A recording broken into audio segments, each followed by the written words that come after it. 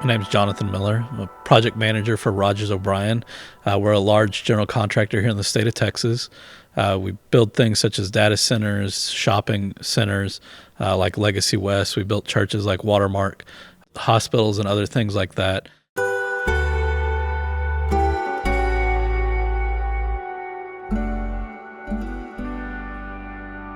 In the workplace, I get to see God's beauty. It's sort of like loft.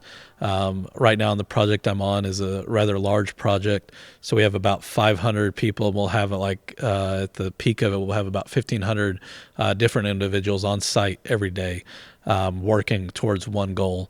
And so it's a very diverse. We have people from different socioeconomic backgrounds, different religions, different ethnicities, just like Loft, it's a mixing pot out there. And some of our projects are really cool and some of them are just, buildings, but it's really cool to see how people end up using the space and the joy that they get out of it. I've done everything from warehouses where it's like it's just a warehouse, but that gave somebody an opportunity to have a job.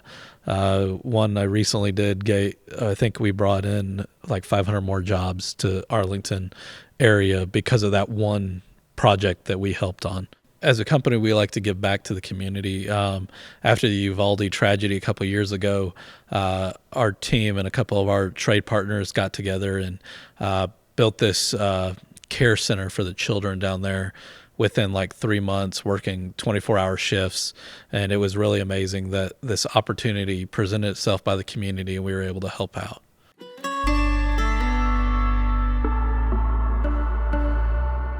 Unfortunately, I see brokenness probably more than the goodness. I think that's just a general sense of the world we live in. But in the workplace, I see this. It's the high stakes, the stress that I talked about earlier. There's oftentimes disagreements because something will happen. We're human. Something is going to happen. And it may not happen the way we want. And so that can lead to monetary damages, time delay, which ends up turning into monetary damages often. And there's a lot of finger pointing and blaming others. Another way I see it is, unfortunately, on these job sites, there's tools, there's things of value, and sometimes people will steal them. Well, so you take away the man's tools, he oftentimes doesn't have the money to go replace them so that he can keep his job. So now you haven't just taken the physical tool, but you took away his livelihood. And then that gets them in a hard position to be able to restart that. There's a lot of alcohol and drug abuse from the lowest levels to the highest in construction. And so I may not see it necessarily at my level now because I'm not always on site.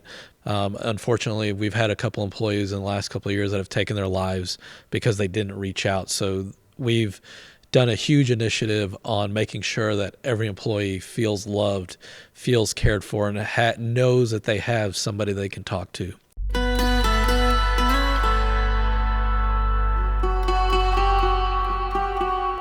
Definitely prayers that every interaction I have, I'm able to extend God's grace and love to those around me.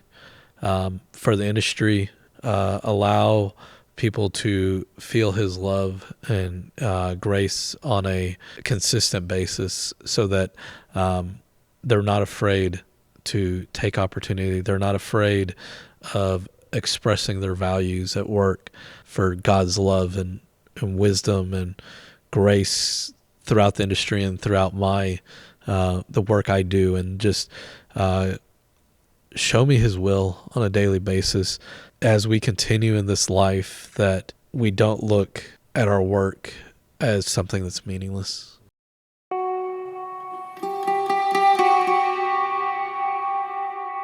This time tomorrow, I'll probably be in a conference room. On Monday afternoons is usually when I meet with my team for the week.